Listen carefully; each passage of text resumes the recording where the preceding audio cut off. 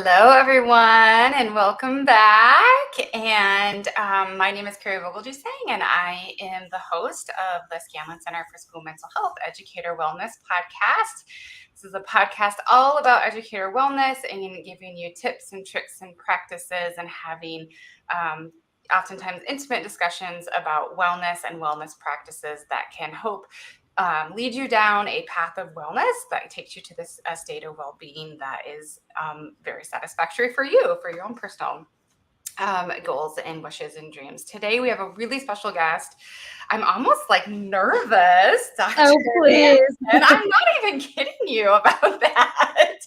So this is a very special person to me, and she kind of came into my life a little bit last summer, even though I didn't quite meet you last summer, Dr. Nankin. But then I spent a year with her going through Breathe for Change, which I'm going to have you unpack what Breathe for Change is.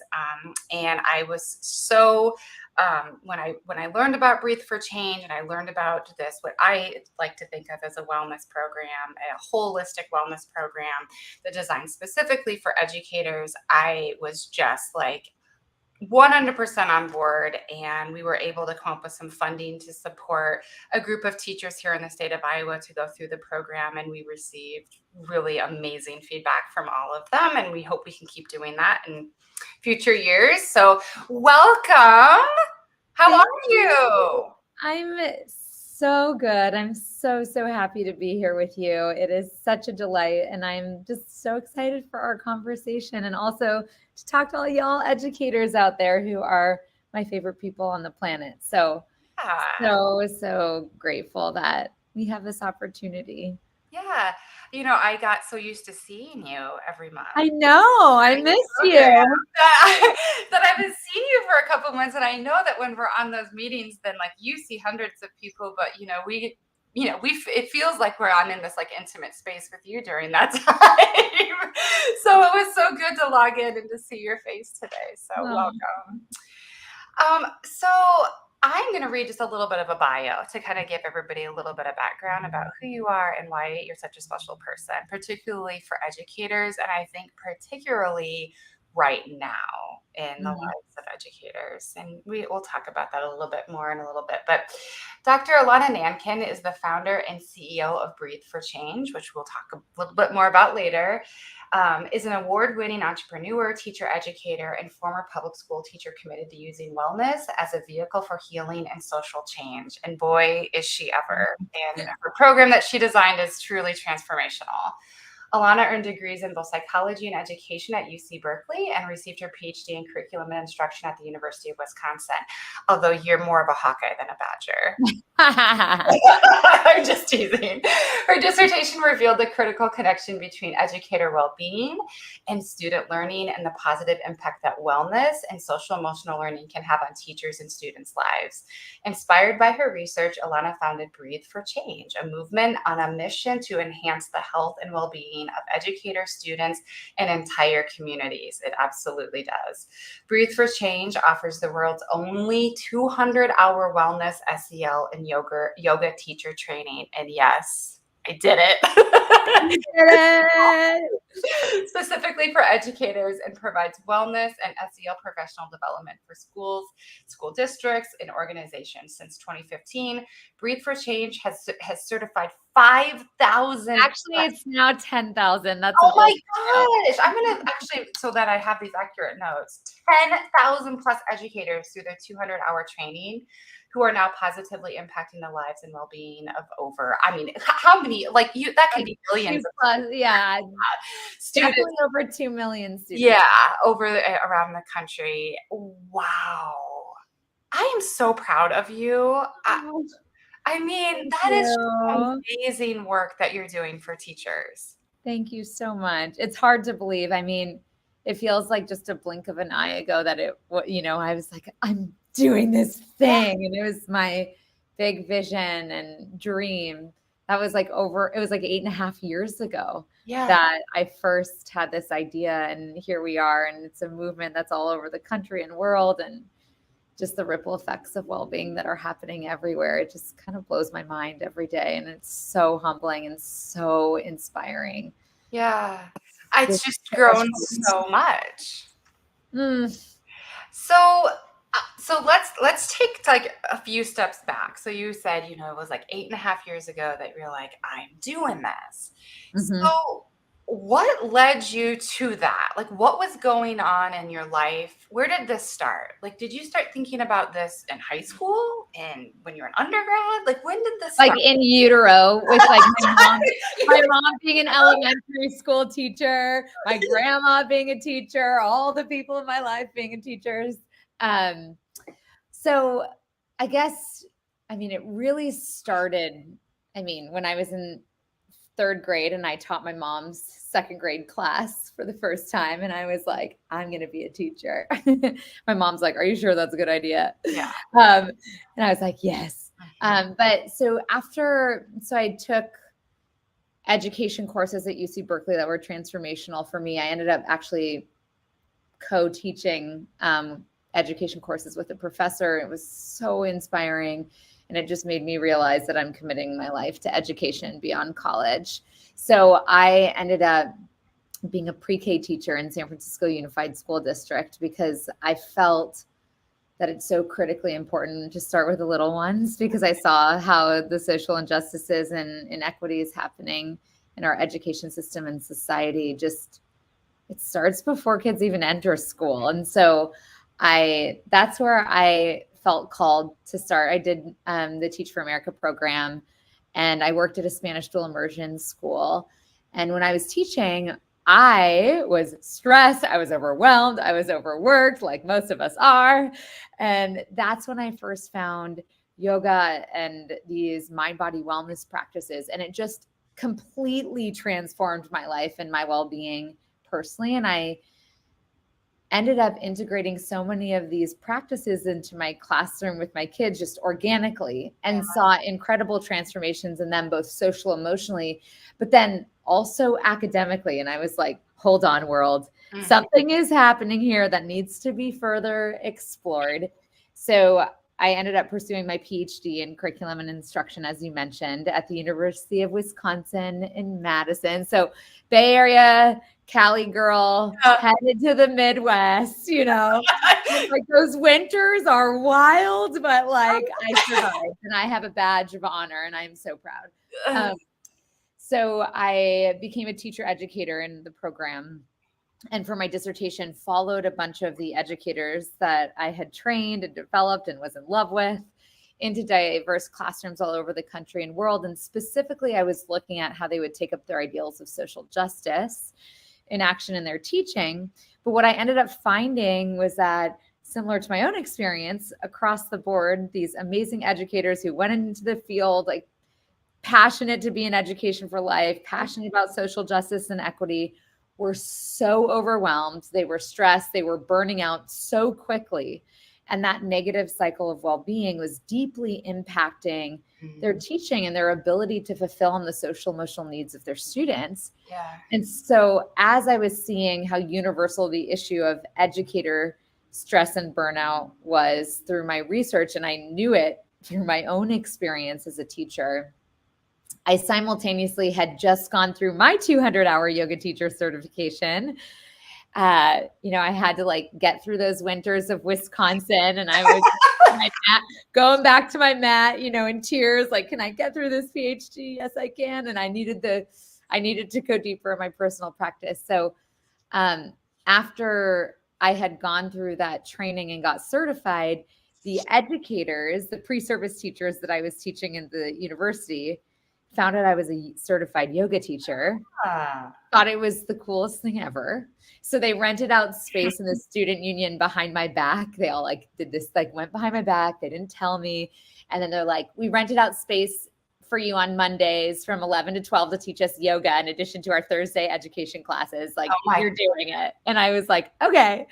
So that was the first time I ever taught yoga after was like to my own students, which was like really safe for me because it's kind of Totally. like going into a yoga studio with people I don't know. Oh my gosh, no way. So this felt like really aligned for me and I was so inspired. So I started teaching them yoga and meditation and all these different wellness practices each week. And then day after day, different educators would come up to me, and it was like all the time. And they would say things like, oh my gosh, Ilana, the kids who normally have anxiety attacks before tests are utilizing these breathing techniques that you taught us, and their test scores are improving. Or, students who are experiencing so much trauma in the home are learning how to breathe and regulate their bodies and, just move and connect with themselves, and everything is improving. Yeah. And I was like, okay, I see how universal the issue of educator stress and burnout is and how much that's impacting their teaching. And I also see how powerful these wellness, social emotional learning, and yoga practices can truly be for both educators and students' lives. Sure. Nothing's going to stop me. I'm starting a movement. It's going to enhance the health and well-being of our amazing educators, all of you listening, and our students and entire school communities. And that's when Breathe for Change was born. It was like late 2014, January 2015, where it really, like, I got on the plane, like I had a class with all my students, like, let's take this shit international. And then I got on the plane to LA to like tell my yoga teacher who had trained me, like, you got to help me because I'm not certified to be able to lead this 200-hour on my own. Like, I just got certified last year, Sure. So I got the right team of people together, and I was like, we're not going to start with like a 1-hour professional development. That's not going to do it to the transformation that I believe is possible. We're going to go big or go home. So I was like, let's do the world's only 200-hour wellness SEL and yoga teacher training that's specifically for educators, and that supports them in being leaders of, wellness in their school communities. Yeah. And so I called every educator I knew. I knocked on doors. I got way more no's than yeses, but somehow managed to convince 34 teachers that it was this extraordinary idea to come to Madison, Wisconsin for this 200-hour thing that had never existed before.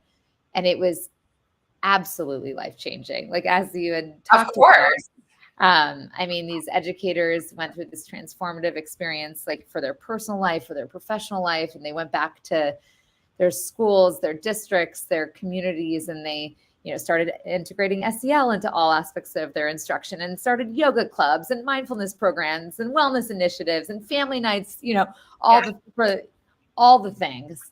And the ripple effects were so huge. And so the next year I was like, we're expanding. We're going to go to the Bay Area, which brought me home. And so we did our first Bay Area training at UC Berkeley. And then we also expanded to New York that second summer. And Sesame Street hosted us. Oh my gosh, I didn't know that. Oh, maybe I did. The reason, during my PhD, I had a fellowship at Sesame Workshop. Yeah, it was the coolest thing I ever did. And so I was really close to some of the leaders of Sesame Street. And I was like, I'm starting this thing. Can we do it at Sesame? And they're like, somehow I managed to convince them that was a good idea. So when the real Elmo and Big Bird came, they came. I was like, okay, we're on to something, like, keep going. So that year we certified 185 educators through our 200-hour training across 3 cities, and then 600 across 6 cities, across 6 cities the next year, and then 1,100 across 11 cities. And then we kept growing. And as you can imagine, the ripple effects in classrooms and schools everywhere was like enormous. Yeah. And then the pandemic hit. And so, like every one of us, all of you, it's like there's a pre-pandemic life, and then there's like a pandemic / I don't know if it's like whatever it's called, post 2020 life. Right.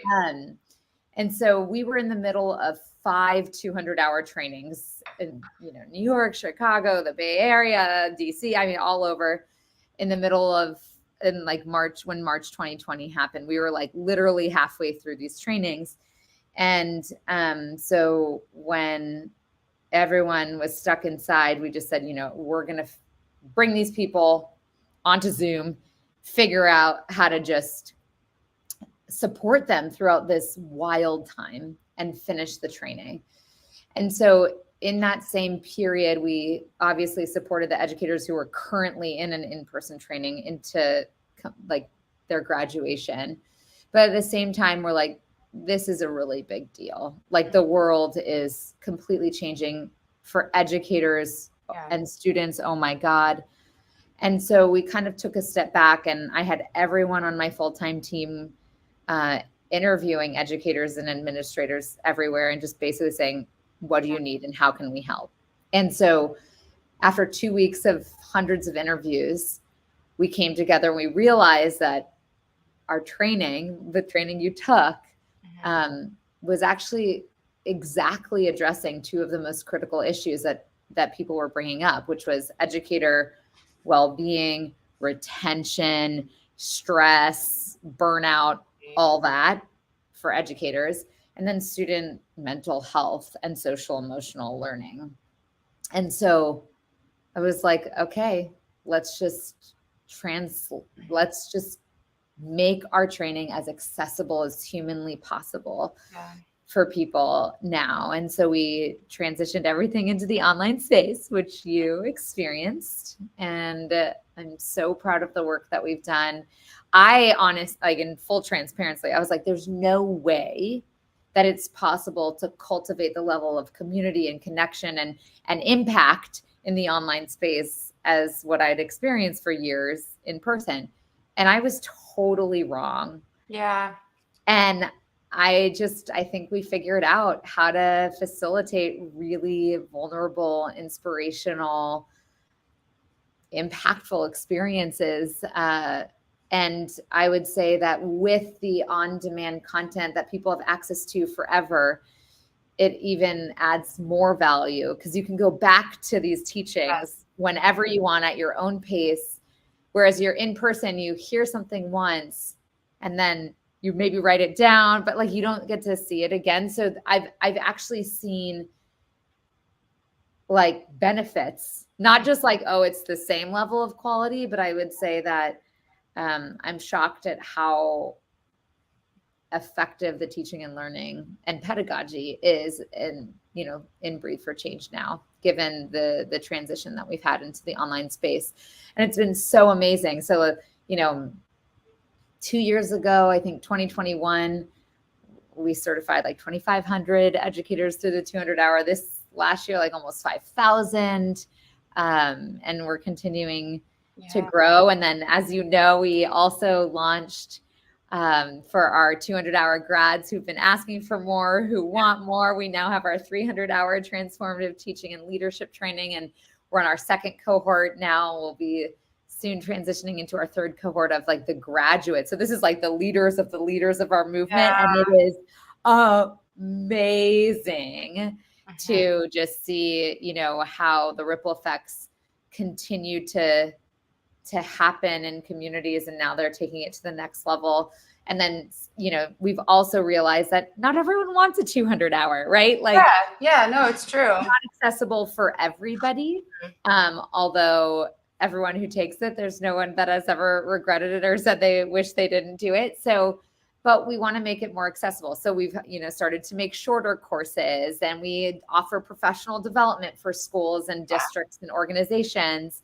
And we have like a membership where people can get access to daily live, yoga and meditation classes and SEL PDs and, SEL curriculum and strategies you can implement in the classroom. So we've tried to diversify the ways in which educators can get involved in Breathe for Change, so that no matter where people are at in their decision-making process, there's like something, there's like a pathway or a doorway in. And then so the community that we've built is just remarkable. Like there's thousands upon thousands of educators in our platform that are connecting with each other. They're, regionally, like every state across the country, and, in other countries, there's more and more educators too. So it's just so amazing.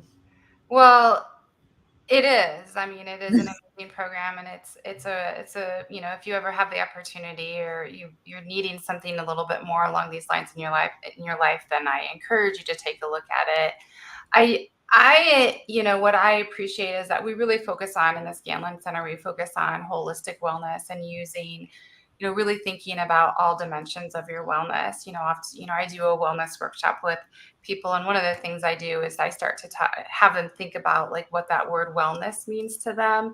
Mm. And Elena, like you study wellness as well, so you'll get this. But typically, the first thing that will come to people's mind, when you're interviewing them or you're doing small group, conversations with people, or you're in a professional development session focused on wellness, they'll raise their hands or they'll say something to the tune of like, they think of things like body weight, they think of things like exercise or going to the gym. And Yeah. so Gonna say that. I knew you were gonna say that. yep, and food and dieting, like these are the things that are named right away. And I think both of us are on the same lines here of that is like we use Samson's Samsa's 8-dimension of wellness model oftentimes in framework in the work that we're doing. And I'm like, listen, look at that model by Dr. Peggy Swarbrick, who was on our podcast, by the way, this year too. Oh, cool. Yeah, and I was like, that's 1/8. That's 1/8 of like all of your whole, well-being. When we think about it, and so one of my missions is to try to get people to think about this and to think about, mindfulness practices and to think about not just moving your body, but like what wellness systems are working well for you and which ones do you need to like think through a little bit more carefully and like try to restructure them a little bit. I unfortunately think that a lot of times teachers are finding themselves in a system that is not working for them. It's not necessarily even designed to necessarily work for them in 2023. And I always say to people like, listen, Dr. Nankin can teach you all the wellness strategies in the world. She has all of them to teach you. I can teach you wellness strategies, but you cannot wellness your way out of a toxic environment. Do you agree with that? 100%. I think that it's like similar to the way I think about social justice and social injustice. It's like both individual and systemic, and you have to work at the individual and collective level in order to see true transformation happen. And so I think I always come back to my 4-year-old pre-K superstar, Patrick, who in my pre-K class once said, like, I asked, what does community mean to you? And he's like, I said, yes, Patrick. Well, in a community, first you have to love yourself, because if you don't love yourself, you can't love anybody else. And I was like, what? Was that writing it down on the chalkboard, like, say it again, Maybe was that Kristen Neff's son? Oh my God. Wait, was that her child? I know, seriously, right? So, building off of his wisdom, I think there are things that are in our locus of control and there are things that are not in our locus of control. And the things that I think are the most helpful to work on sustainably are the things that are when it comes to our own personal wellness, or like, what can we control? Like, I can't control the way I can't fix someone else, but I can definitely shift the way that I'm showing up in that relationship. Right? Like, maybe I can communicate more nonviolently than react in the way I've been reacting. Maybe I can like pause, take a deep breath, and show up differently.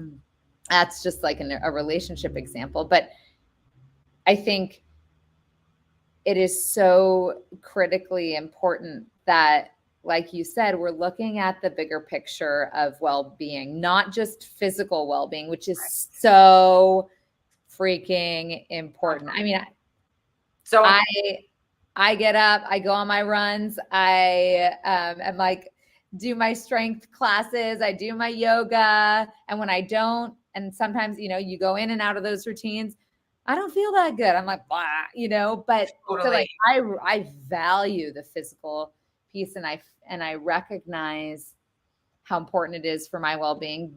But I think for so long I only focused on that. Yeah. And I was like, oh, Bikram yoga, like run a half marathon. And I was like, but I'm like miserable and not happy inside. So there's something else going on here. And I think looking at our mental well-being, I mean, obviously, I mean, we don't even need to, enough articles are written about in our own experience, like the mental health of educators and students right now is off the charts. If everyone is off the charts. And so like, what can we do to support our mental health? Yeah. Like literally like on a day-to-day basis, you know, I recently got totally out of my meditation practice. I was like, oh, I'm teaching this stuff and I'm not living it. So I should probably get back to it. And I started just like waking up every morning for 5 to 10 minutes. I just set my alarm and just breathe. And I was like, after a month of doing that, I was like, I am significantly less stressed and so much just happier and chiller in my life. Yeah. And I was like, wow, this stuff works. It like, totally does. and you have to, it's like, it's a constant commitment. It's a constant practice. And it's not like you get to a destination with this work, right? That's kind of what I love and also hate about it, because I'm so achievement driven. I'm like, I need to check off all the boxes. Type A, like so many of us. But it's like, you come back to it every single day. What can I do right now that will support me in showing up as my best self? What do I need?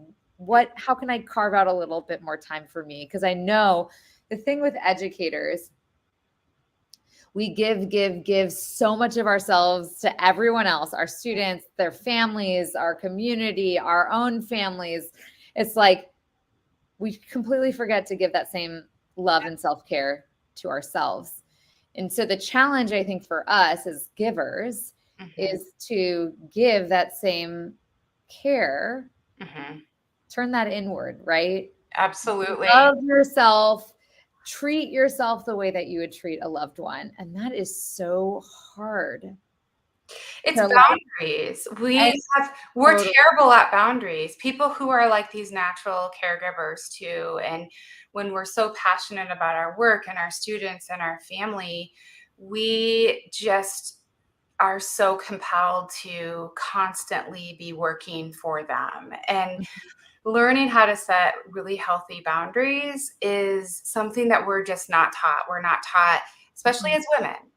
Yep. Let's be honest. We're not socialized to do that in the same ways growing up. And this is not about pitting men and women against each other at all. We are clearly socialized in different ways. There's no argument about this.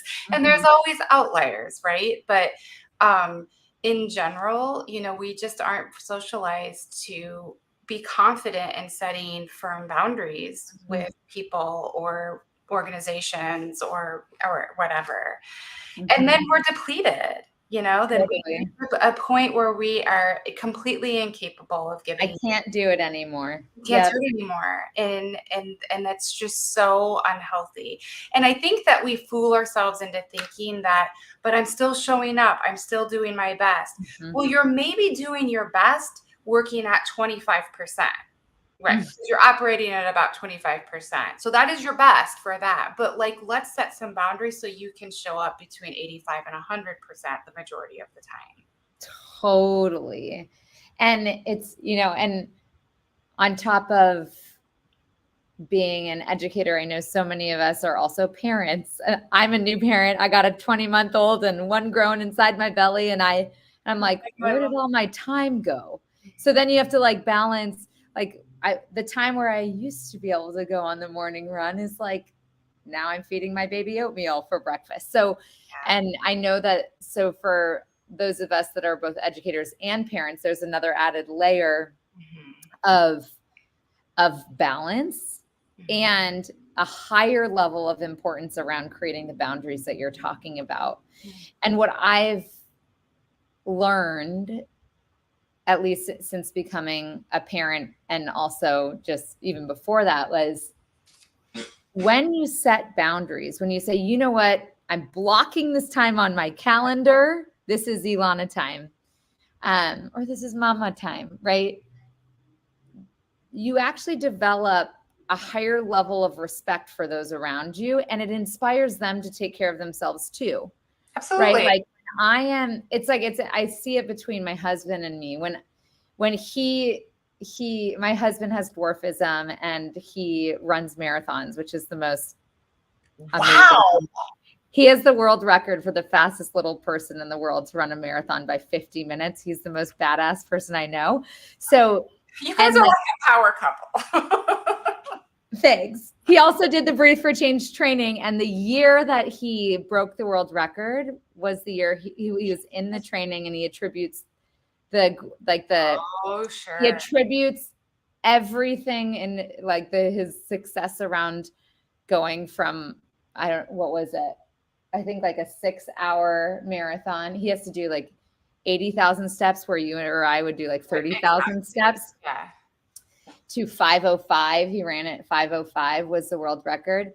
That difference in time, he's like 100% because I used to only run. I used to only do the physical, but now I'm doing the meditation, the yoga, which is like helping me run more effectively, like cross training, so to speak. Yeah. And he said, my mental health is just the best it's been. So he's like, that's why. Yeah. And so that's, I think it just goes to show that these practices, wellness, social emotional learning, yoga, whatever you want to call them, mindfulness, meditation, they truly impact all areas of well-being. Absolutely. And when you commit to a personal practice, and that can look like anything. It could be like walking your dog for 5 minutes and like with flowers in the, in the grass over there. It could be you doing like sitting and starting your day with literally, we do this at Breathe for Change, 3 collective breaths. Yeah. Before you get out of bed and go run away to life, take 3 collective breaths, set an intention for your day. How do you want to show up? Do you want to be calm, focused, playful, like connected, and have that be your anchor throughout the day? It makes a huge difference. Or maybe you do an affirmation and you think about what message do I want to send to myself today that I can repeat over and over again? I can do this. I am worthy of self-care. I am the best. I'm brilliant. Whatever message you need to send to yourself, do an affirmation. Start your day with that. And that, instead of being like, oh my God, I have all this stuff to do and blah, blah, blah, and then you start your day from that place, it shifts everything. It does. So I'm going to say we're at 33 minutes, and I don't like to go more than an hour because of what we're talking about. You don't have the time. Take care of yourself now. Yeah, exactly. But I do want to. So I want to touch on a couple more things before we wrap up today. Great. One is this thing that I want to go back to self-compassion. So I'm a huge fan of Kristin Neff's work. And those of you who aren't familiar with Kristin Neff, like please look for her. And she's probably one of, the biggest scholars that we have that studies self-compassion, mindful self-compassion, and has done just so much research in this area and how critical it is in our own health. And so there is definitely,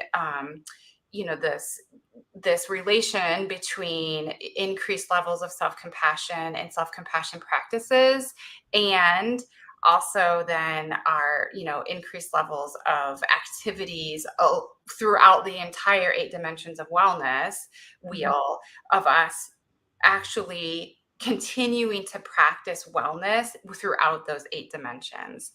And one of the reasons why, of course, for this is when we learn to practice self-compassion is when we make a mistake. So last night, for example.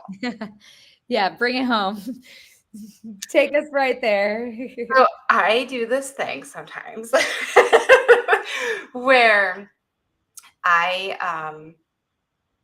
don't know if I can share that actually, because they might be listening. So I do this thing sometimes where there are certain people in my life that are triggering for me. And then I will come home and I will like eat everything in my house and I will feel sick. Like it's like disgusting. And so I made a mistake last night, right? And what I've learned to do is the next morning, I journal every morning. So that's one of the practices that I really lean into. So what I've learned to do is the next morning, wake up, journal some about that and say, but you know what? You made a mistake. Today's a new day. You're not going to do that again. It's fine. That happens every once in a while, and you move on.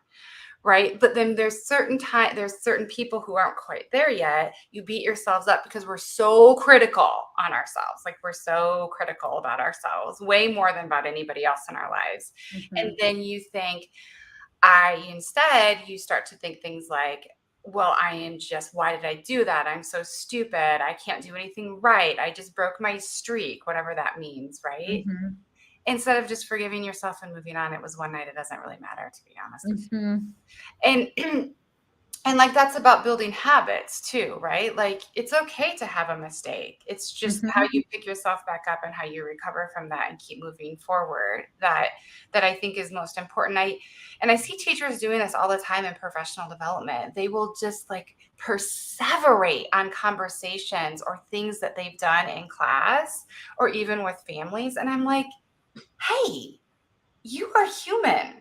Like, it is okay. You have to forgive yourself and just move forward. It's okay.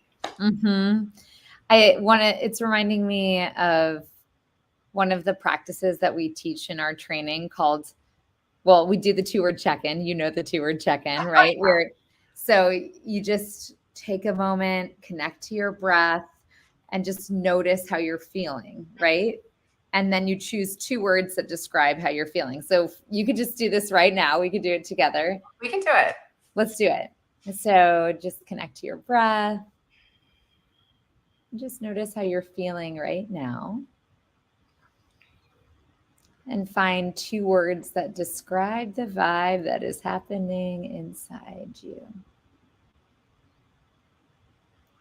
When you've got your 2 words, if your eyes are closed, you can gently open them. What are your 2 words? Grateful and excited. I was also excited and inspired. That's a good one. Yeah. So I think, so there's that practice. There's also mindfulness of emotions, where you just literally sit with yourself and you're just, at Breathe for Change, when we think about mindfulness, it's not just about observing, it's also about accepting. And I think the acceptance part is the most important, right? Because it has to do with compassion, right? If we're observing, I'm feeling sad, I'm feeling frustrated, I'm feeling angry, upset, whatever it is, oh shoot. Oh no, you're frozen. We'll wait a couple minutes and see, or wait a minute or so and see if we can get her back.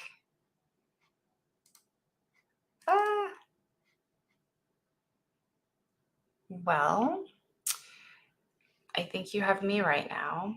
I can tell you until Ilana comes back. Hopefully, the internet situation irons itself out. But now you just have me. Oh, here she comes. Hopefully. I can tell you that self-compassion is so critical in the lives of a human being and your wellness journey and your state of well-being, overall well-being. And it's one thing that I would recommend as somebody who studies wellness, particularly educators leading into wellness. Oh, there you are. Oh my God, I'm so sorry. I don't know what happened. Internet cut out. Fine. I was just trying to, I just kept kind of going with self-compassion. I was just encouraging them to really practice self-compassion and mindful self-compassion over the summer months. So I was going to try to like lead into a little bit, Ilana, about, so let's, between the 2 of us, maybe throw out some suggestions for the summer months. We can maybe share like what maybe some of our goals and aspirations, wellness goals and aspirations are for the summer months. So I don't even like to use goals. So I'm going to go off and I'm going to go sideways a little. Yeah, intentions. Yeah. Because I'm going to go sideways just a little bit, because this is another big piece of wellness, I know, and the research even supports this, which is centering your values, your core values. if you can't identify your own personal core values, if you can't like kind of name them off the top of your head or know what those are and center your life and your decisions kind of around that so that they lead you, I think that's also where sometimes people go a little bit sideways with their wellness journey. So like I always give this example of, listen to the difference of what I'm saying here. I run every day because I want to win the Big Ten 10K in July, or I run every day because I'm a runner. Like the second one is more sustainable, right? Because it's like this value, it's part of my identity that I have. And so I think that that's also an activity that I would encourage teachers to do, going into the summer months. Like, what is the most important to me? And how do I center that in all of the decisions that I make and the habits that I'm trying to increase and decrease over these months?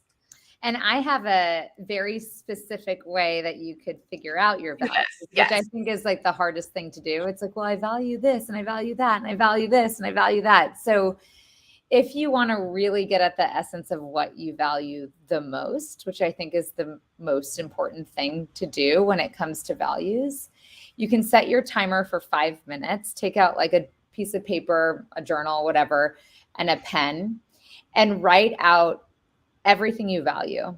And just like the words, like I value family, I value health, I value gratitude, I value love, I value school, I value whatever, like literally like all the things. And you don't need to think about how much you value those things. It's just like anything that you value. 5 minutes, write as fast as you can, get as many words out on the sheet. I mean, I've got like 100, I think when I did this, I did like 100 words. Then after that, you go through those values and you circle your top 10. That's hard. It's freaking hard. Yeah. I did this in a Brené Brown workshop. Oh, yeah. And it was so hard. But then you're not done yet. So you circle your top 10. After you get 10, that's still too many to like focus your attention. So you look across the 10, and you probably want to like look for connections, because you might be like appreciation and gratitude. That's the same thing. That can be a value, right? So, or like health and well-being, like, that might be one. So then you have to like write or just like pick your top 5. Then from the top 5, like what gratitude means to you might be different than what gratitude means to me. Then you define in one sentence, just in one sentence, what does that value, the word, mean to you? And then you've got 5. And then the last step is you prioritize. Of these 5, this is the most important. This is the second most, third, fourth, fifth. Then you have your 5 top values in order, with your definitions of what they mean. And then every decision that you make this summer, for example, you can go back to that list and be like, does this actually align with my values and what is going to make me the most fulfilled in my life? And if it doesn't, then you can be like, see you later. Let me do something that does. And so I think what you're saying is so important. And when it comes to like self-compassion, I think there's a critical connection between compassion, nourishing ourselves, taking care of ourselves, and honoring our truth, honoring our values. Because when we don't honor our values, we're essentially living out of alignment with what we care about. And that can feel like all dissonance, like stress, anxiety, tension, worry. You're showing up not as your best self because like you're not living in a way that's in alignment. Angry. Yeah, totally. All the ugly, The stuff, and then I like to call the little voice inside of our head that's not nice to us, the itty bitty shitty committee. It goes off as yep. You suck. Like you're not doing it this good, right? Blah blah blah. Oh, girl. Yeah. Yeah. So try that on. Find your value. That is such a good activity. I am going to totally use that and I'll totally give you credit for it, but I'm going to totally use that. It's such a good activity. Do it tonight. It's like, I mean, so that's like the first step for summer, right? Let's like do that first. And I'm telling you, as soon as I started to do this in my life, my life changed. I'm not kidding, because I started to be like, no, actually, I don't want to go hang out at that bar. Like, I don't like Yeah. doing that. There's nothing about that environment or really the people there that I value or want to spend my time on doing. Like, and I just started to shut down things that I just always felt obligated to say Yeah. yes to. And then, or like, I want you to run a marathon with me this year. I don't want to run marathons anymore. Like, it's too much time. I don't want to do that. That's not how I want it. That's not how I want to exercise anymore. So thank you for the invitation, but I'm going to decline. But And no. and I think that when we can do that, and like you just said, when you know what your top 5 are, you are going to be so much more confident with setting boundaries and making sure you're living into an authentic life, which makes you feel so good. Oh, it's so good.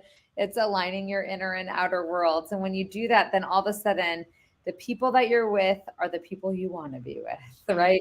The conversations you're having are the conversations that invigorate you, not deplete you. Like the things start to shift when you are making choices in alignment with the things that you deeply, deeply care about.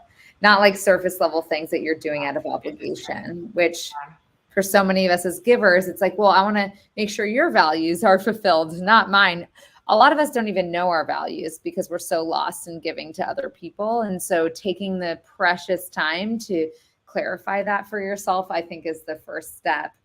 And then it becomes like a whole playground of opportunity, because then you're like, oh, I haven't nourished this value in years. Right. What might it look like for me to fulfill on this one? And then you can like start doing things that you love more intentionally. I always say too, you find out who your really true friends are and people who care Your about you people. the most when you start doing this. And I always say this: you should never surround yourself with people or be part of an organization who doesn't care about you just as much or more than you care about yourself. Mhm. It's so unhealthy. Totally. Yeah. Yeah. And so, I think that if we, I would say probably, Ilana, that's probably my number one recommendation would be to think through values over the Mhm. summer. Mhm. And to also then ask yourself, what does a consistent daily well-being practice look like for me? That's going to look totally different for you than it is for me, than it is for any of your friends or family. But think about like what nourishes you that will like fill your cup up each day. For you, right? You've said it's journaling. So you wake up and you journal. For me, it's like I just need to move my body physically and then also like connect. My husband and I wake up each morning and we set intentions. It's the first thing we do. And then at night we do gratitude before we go to bed. Like, what were you Okay. grateful for from today? And But those are like our daily practices, and it just lights us up. And it's like, I have to interrupt you. what? So you told us that. Okay, so first of all, mine is journaling, but then I always go for a run. But I Yeah. don't go for runs in the same way that I used to. Now it's like, anyway. But you told us this intention thing that you do with your husband in one of our Breathe for Change sessions. I don't remember which one. Oh, cool. You have no idea how many times I've thought about that since you did that. Really? Do Like, you do it? well, I have to do it to myself because I'm single. Right. But Same thing. Yeah. You don't need a partner to do this. hello, but You do not need a partner to do yeah, this. but you told me about this, and I don't know what it was in that moment, but it was just like, that is such a good idea. I have to start doing that. It's another thing. It's like I journal and then I set my intention and then I get my run. I go and do my run and everything. So I have to move my body too, or I'm in trouble. Yeah. But I want to thank you for sharing that strategy with me. And I think it came at just the right time for me when you said that. And then I was like, why am I not doing that? Why am I not setting an intention like that?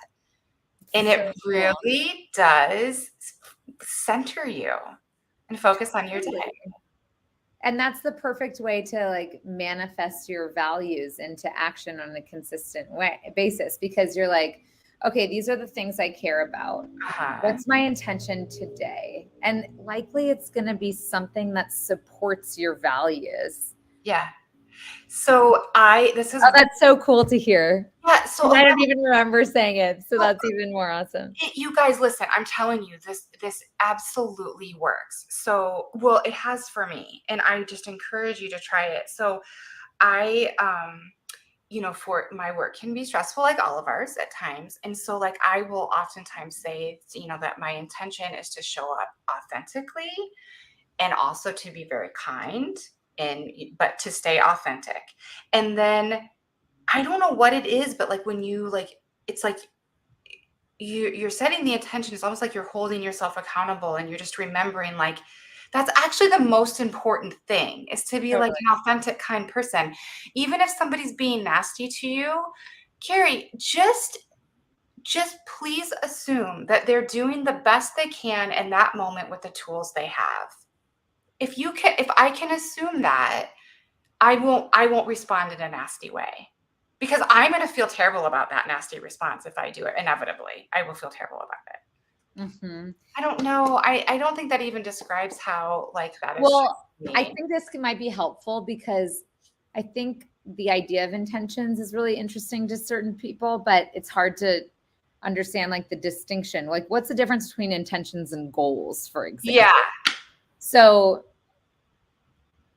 goals are about what you want to do. For example, I want to get an A on this test. I want to finish the marathon. They're very destination driven. Like if it's almost like you could put a check box on your to-do list, and like if you accomplish a goal, you can check it. Versus intentions are really about how you want to be, not what you want to do. Right. Which is a whole nother thing. So it's like, how do I want to show up? What energy do I want to bring to this experience so that ultimately it'll likely end up, you'll check off all those to-dos that you want for yourself. If you're showing up, like you said, in a way that is honoring what you want, who you want to become. And so, for example, my intention is, my husband and I always end up saying like to be kind and loving to my Pokey. We call each other Pokey. Well, that's a whole long story, but we call each other Pokey. So, like to be loving and kind, to be playful, to be, focused, productive, whatever it is, you thinking it's like a way of being. And then you're literally, that's your intention for like, it's not just when you're crossing the finish line. It's like every step of that marathon, you're being that way so that you can cross that finish line. And when we focus on the intention and the energy that we want to welcome into the space, then all the other things end up happening that we want to manifest. And it's so powerful. So if you're like, my intention is to like go shopping and buy this thing or like finish this, that's not an intention. So very important distinction. And they're both important, right? Goals are important. We set goals all the time, but that's not an intention. Intention is how you want to show up along the journey so that you can ultimately fulfill the goals that you have for yourself. So hopefully, and so what I like to me, there's an essence of intention. It's like, I like to hone in on my intention in 1 or 2 words max. So like my intention, like you said, to be kind, to be loving, to be playful, whatever, self-compassionate. And then it's that word can serve as your anchor. So you're like, your mind's wandering, the itty bitty shitty committee is going off. And you're like, wait, what's my intention again? Oh yeah. Okay. Gratitude. What am I grateful for? Gratitude. Right. So yeah, it really does work. It does. It does. In my 20-year-old self, I would have been like, oh, that's a bunch of bulllarky. Yeah. I would have just been like outside running myself to death. But I can tell you that, as I've matured, I've really leaned into some of these practices and learned a lot from people like you. And I know now, that like there is not a finish line, right? I hope that I just keep learning and growing and changing and evolving into just better versions of myself, I guess, over time. And I think that is the goal, right? But okay, well, I just want to tell you how thankful I am for you. And I really appreciate you I know how busy you are. So thank you so much for taking time out of your day and away from your family and joining all of us educators tonight. And if we also advertise these sessions for people to download on podcast and on iTunes and on YouTube. I think our director of marketing, I think, is somewhere hidden in the background here, and she can name off all of our platforms, but they're all on there. And then I think before we leave today, we'll just say one more thing. Over the summer months, the Scanlon Center for School Mental Health is offering all kinds of free professional development that is connected to social emotional behavioral health. We're providing free assist training, free youth mental health training, free mindfulness trainings.